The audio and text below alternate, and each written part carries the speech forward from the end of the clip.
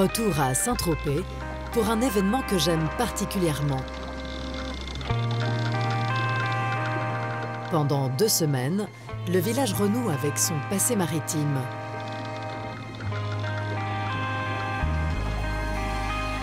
Les grands yachts à moteur se font discrets, on hisse les voiles. C'est la semaine des voiles de Saint-Tropez.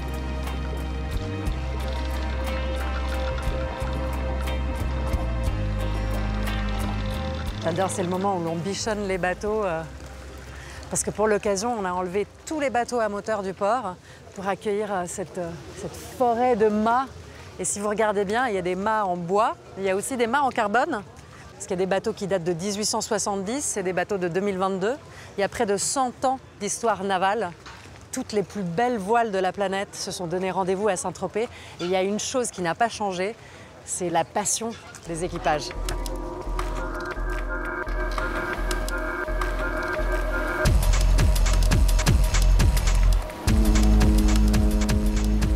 Aujourd'hui, c'est la journée des défis. Les bateaux modernes et les voiliers de tradition sont de sortie. Alors, à quelques minutes du départ, dans le Golfe, il règne une belle pagaille. Pour ma part, j'ai embarqué sur le Kayam, une merveille classée monument historique que Marc et Véronique, un couple de navigateurs passionnés, manient avec énergie. Manivelle, faut pas dormir là. Allez.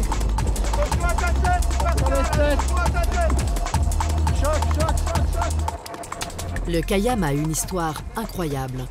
Dessiné à New York, il est construit à Amsterdam en 1939. Les Allemands le réquisitionnent, puis, après la guerre, on perd sa trace. Il est retrouvé à l'état d'épave sur la côte danoise. Il est restauré, remis à l'eau, jusqu'à tenter un tour du monde, pour finir entre les mains de Marc et Véronique en 2017. On borde la GV, on y va vite. Moi, je pensais avant le départ, c'était le moment où les bateaux se jaugeaient et se regardaient, mais en fait, vous n'avez pas le temps de les regarder. C'est un peu chaud, il y a des bateaux partout, regarde. Il y a des yachts au milieu en plus. Je comprends mieux pourquoi on appelle ça la journée des défis. Hein. C'est chaud, hein. Dans 2 minutes de départ pour Semereux. Départ dans 4 minutes. On borde un peu la GV. L'histoire des défis des voiles de Saint-Tropez, ça s'appelle la New Largue. C'est un pari de deux gars au bar, au Club 55 sur la plage de Pamplonne. Et ils se défient l'un l'autre avec 2 bateaux, l'un qui est Icra et Pride. 2 bateaux qui n'ont rien à voir l'un avec l'autre. Vous voulez dire qu'au départ, c'était un pari de copains, quoi? C'est un pari de copains. Ils se disent, le premier qui va tourner la bouée de la New Largue et qui revient au bar, l'autre lui paye à bouffer. Et Icra, c'est celui-là. Icra, c'est celui-là. C'est l'un des 2. Bordée de la GV. Comme quoi, un pari, ça peut lancer une grande histoire. Ça a lancé une grande histoire. Et après, la ville de Saint-Tropez, le club s'est mis en route pour faire quelque chose d'un bel événement. Et aujourd'hui, c'est un très bel événement. Et aujourd'hui, on parie quoi alors quand on participe au voile? On parie rien. C'est symbolique. Pas un repas. On parie un verre de rosé le soir. Bastac, bastac, bastac, bastac. Sur les têtes. J'adore ces moments parce que tout le monde est concentré, puis on entend le bruit de la voile, des winches. C'est le bateau qui commence vraiment à vivre. La balle à la coulée. Choc la bastac, choc la bastac. On descend sur la ligne. Choc la grand voile, choc la grand voile. 30 secondes du départ du défi d'Agaïna. On descend sur la ligne. Sinon on est en retard après. 10 secondes du départ. Ouais, on est bon. 10 secondes, on est nickel. C'est bon devant? On la passe comme course. Rappel, rappel, tout le monde là-haut. Tout le monde à droite. En avant et à droite.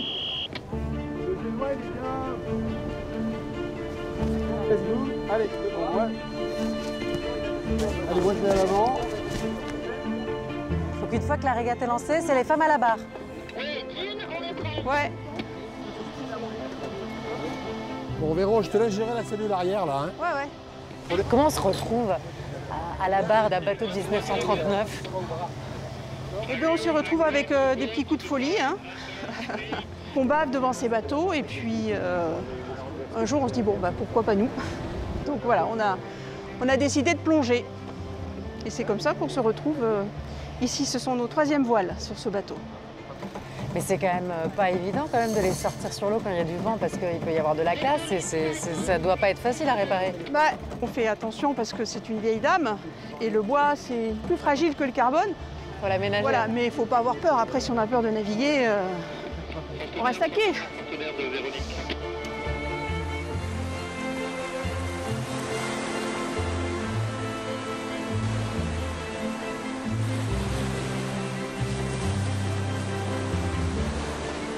Pour qu'un bateau soit restauré et se maintienne, il ne faut surtout pas en faire une pièce de musée qui reste au port. Il faut qu'un bateau navigue. Ah bon? Oui, parce qu'un bateau qui navigue, quand il y a quelque chose qui ne marche pas, on le répare. Quand il reste au port, quand il y a un truc qui ne marche pas, ça reste. Et au bout de 5 ans, il est pourri. Et quand vous l'avez racheté, il était dans quel état ce bateau? Alors, on a tout refait. Ah oui. On a changé le moteur. C'est un bateau classé monument historique, donc on peut tout changer sans rien changer. Donc il y a une partie qui est classée, qui est l'extérieur. L'intérieur n'est pas classé, le moteur n'est pas classé. Ce qui est plutôt mieux parce qu'on peut faire quelque chose qui marche. Par contre, tout le reste est classé, donc on a obtenu des aides et des conseils très intéressants de la DRAC, de la Direction des Affaires culturelles. Et c'est un cercle très vertueux parce que, évidemment, l'argent que nous donne la DRAC en nous subventionnant une partie des travaux, on ne la garde pas pour nous, on la donne au chantier naval. Et le chantier naval, il paye quoi? Il paye les compagnons et on maintient un savoir-faire qui sinon disparaîtrait. Donc c'est vous qui lui avez offert une deuxième jeunesse. Mes correspondants à la DRAC m'ont dit, mais monsieur Dornier, vous n'êtes pas propriétaire du bateau, vous êtes des passeurs pour les générations suivantes. C'est bien trouvé quand même.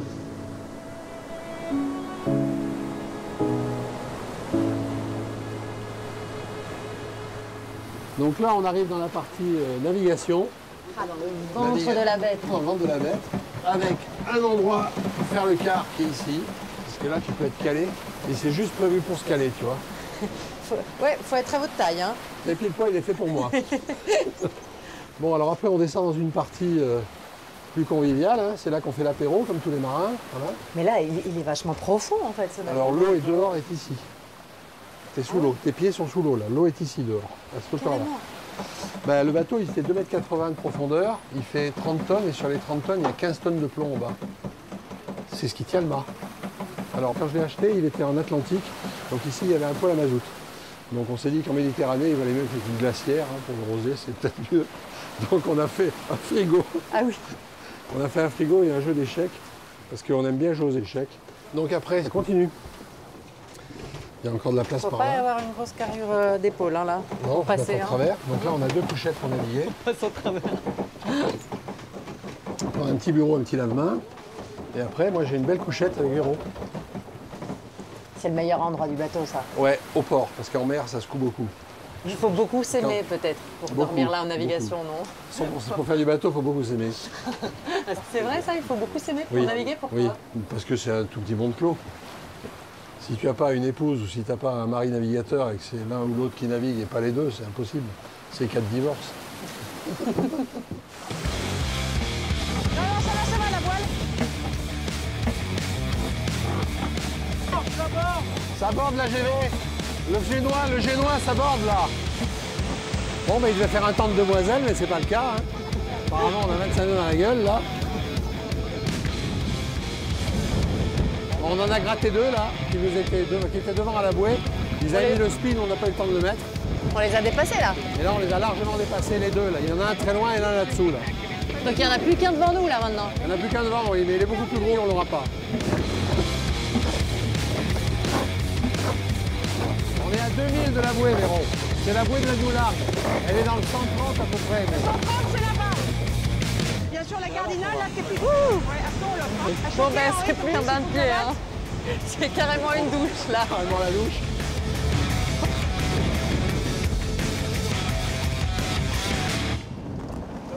On n'a jamais peur quand on sort avec un pareil bateau. Ouais, mais bon, Si, si. Quand il y a du vent, quand même, parce qu'il peut y avoir de la casse, non? On fait gaffe, on fait gaffe. Parce que quand il y a de la casse sur un bateau pareil, c'est pas... Pas le jour de parler de ça. Pardon. Ah bon, on n'en parle pas. Non, Quand on est en navigation, on ne parle pas de ça. on regarde ce qu'on fait.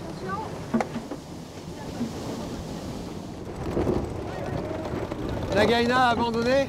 Oui, Bon, ok. Et Emilia aussi, il y a plus de Emilia flou, aussi. et l'autre derrière là.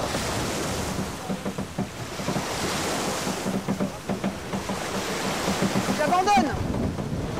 S'ils abandonnent, on a gagné, hein. Ils abandonnent? Ah oui, Hélène a abandonné. Bon, mais donc on est en tête, on abandonne aussi, on arrête. Allez, on vire, on rentre. On vire, on rentre, c'est trop chaud là. Le- On dira qu'on est les premiers au bar. Hein. Alors, on sera les derniers au bar, hein. Ouais, non mais ça monte trop là. va dire qu'on a gagné le défi? Les derniers à abandonner, on gagne quand même la course. Ouais, on va dire que c'est comme ça. Véro, tu prépares à virer? Ouais, vous serez prêts à virer? Préparé à virer? Du monde au Bastac. Ah. Bastac.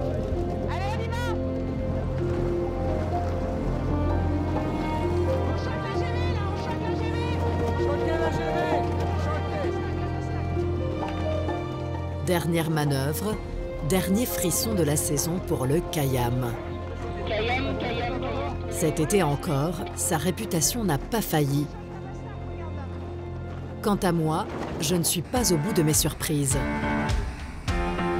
À bord de l'hélicoptère, Gilles et Guilain, les photographes officiels des voiles de Saint-Tropez. Ce matin, ils couvrent la régate depuis le ciel.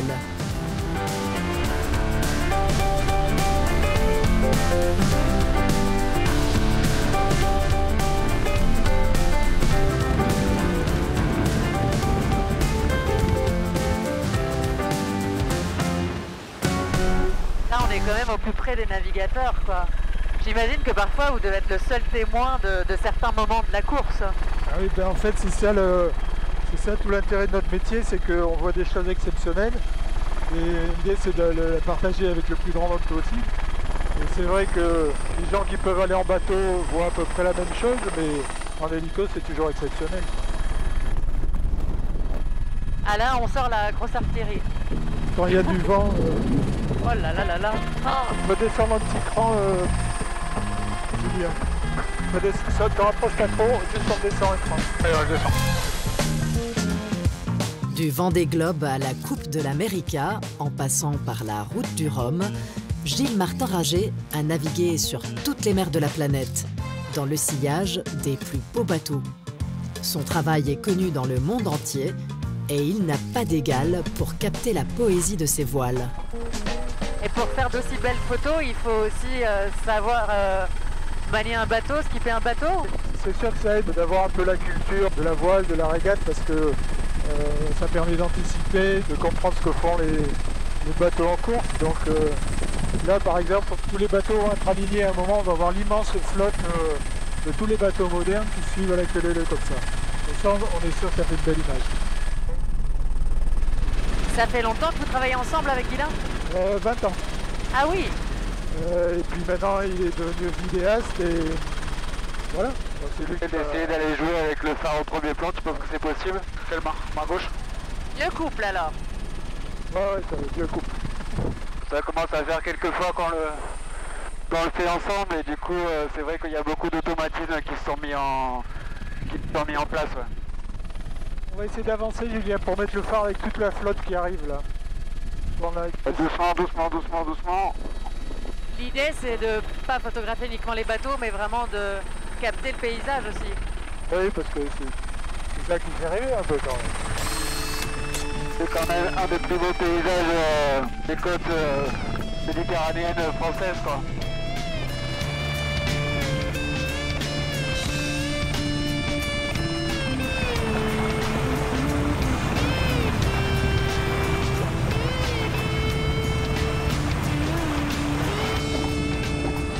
Qu'est-ce qui fait que vous aimez particulièrement cette régate?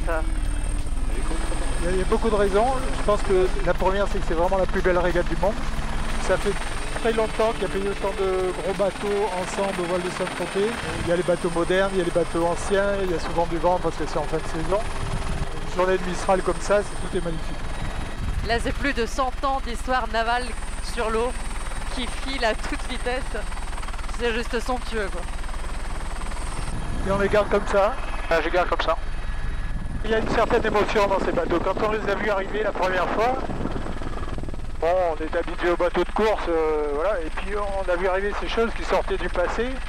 C'était magnifique parce qu'ils avaient des voiles neuves et voilà, ils étaient restaurés.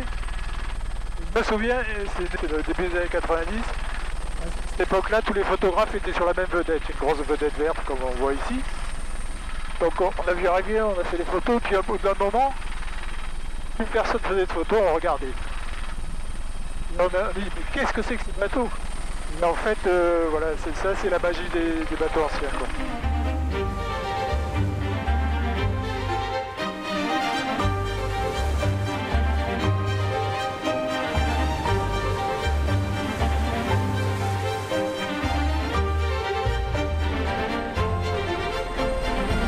C'est ça que je trouve incroyable, c'est qu'en fait ils filent à une vitesse, ils ont beau être centenaires, ils y vont. Hein. C'est rare de les voir naviguer dans beaucoup de vent parce que c'est quand même des vieilles dames auxquelles il faut faire très attention. Souvent sur des bateaux en bois.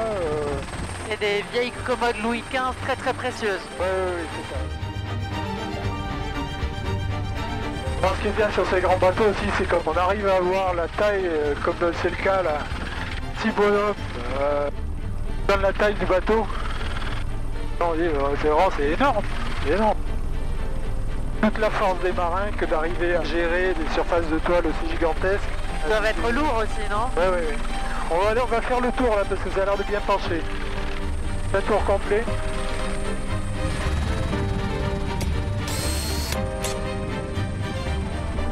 On reste par là, on reste par là.